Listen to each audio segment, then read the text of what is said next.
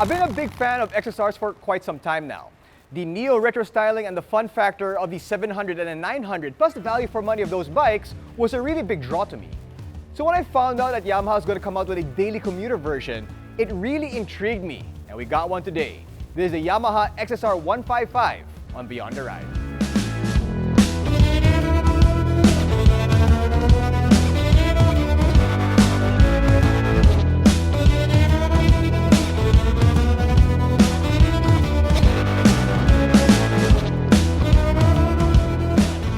The XSR155 shares the same engine as the MT-15, which is powered by a 155.1cc single overhead cam liquid-cooled single-cylinder engine that punches out 19.3 horsepower at 10,000 RPM and 14.7 Nm of torque at 8,500 RPM. Yamaha's variable valve actuation technology allows the engine to always have enough torque no matter where you are in the rev range. It's got an upside-down telescopic fork up front with a monoshock operating on a die-cast aluminum swing arm at the back. Stopping power is taken care of by a single caliper and rotor up front and a single rotor and caliper combo at the rear. Unfortunately, this model does not come with ABS. Tank capacity is 10 liters and should have an average of just under 49 kilometers per liter, which is pretty damn good. The bike is fitted with 17-inch wheels, with a 110/70 front tire and a 140/70 rear tire. From afar, you can't really tell the difference between this and its bigger siblings. Even the size is pretty damn close. Just don't look at the engine. Something that I do find funny is that the headlight of the 155 is actually nicer than that of the 700. The 700 comes with that bucket headlight that looks a little clunky and a little clumsy. And it's only a bulb type. This is already LED, and it's daytime running. The dash is quite similar to that of the 700 and the 900. It's circular and it's minimalist, but it gives you all the necessary details.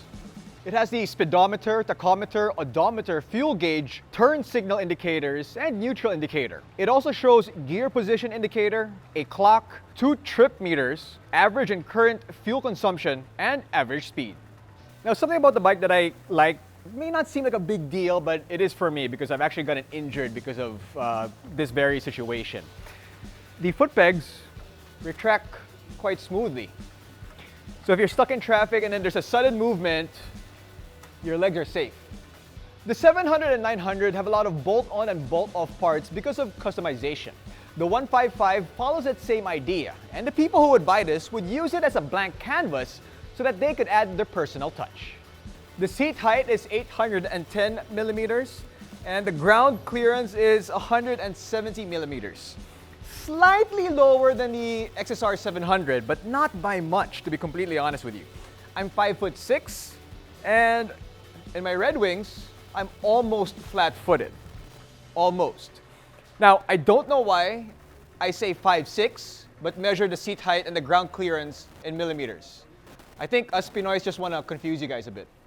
The tank is actually not this. This is a plastic covering, which is one of the reasons why it's a little light with a wet weight of 134 kilograms, which means you can maneuver it pretty easy in city traffic.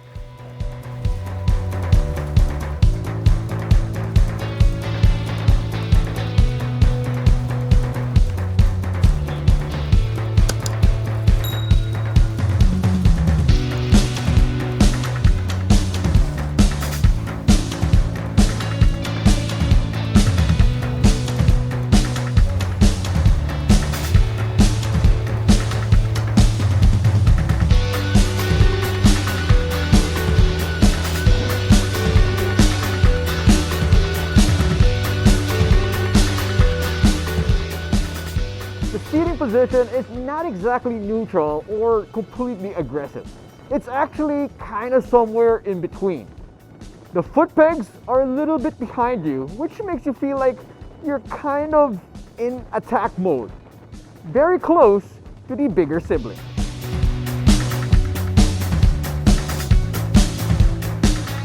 Now, because it looks like the 700 and the 900, and it kind of feels like it when you're sitting in the saddle for the first time, I was kind of looking for the power.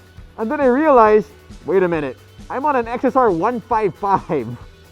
So it may look like a big bike, it may feel like a big bike when you're not moving, but it's not a big bike.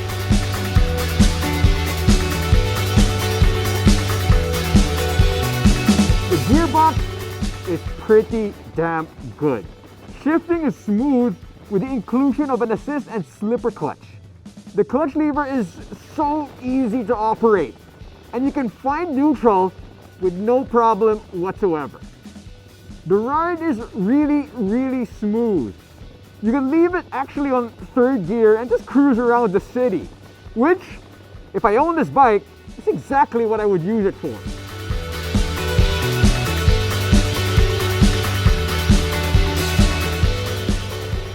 Now, just like its bigger siblings, the position of the horn is kind of strange. It's not where it normally is on other bikes. I have to kind of look for it when I want to use it. Maybe it was designed this way because riders in Japan don't like beeping their horns too much. I think that's really something that's very Pinoy.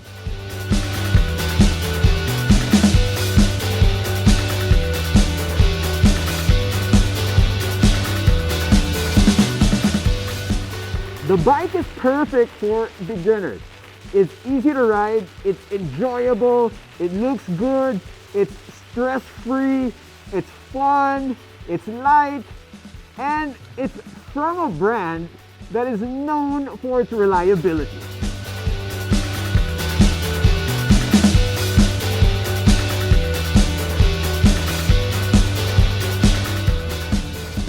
Before this bike, if you wanted to get an XSR, you have to get the 700 or the 900. And that might be too much bike for some beginners. The 155 is perfect for that.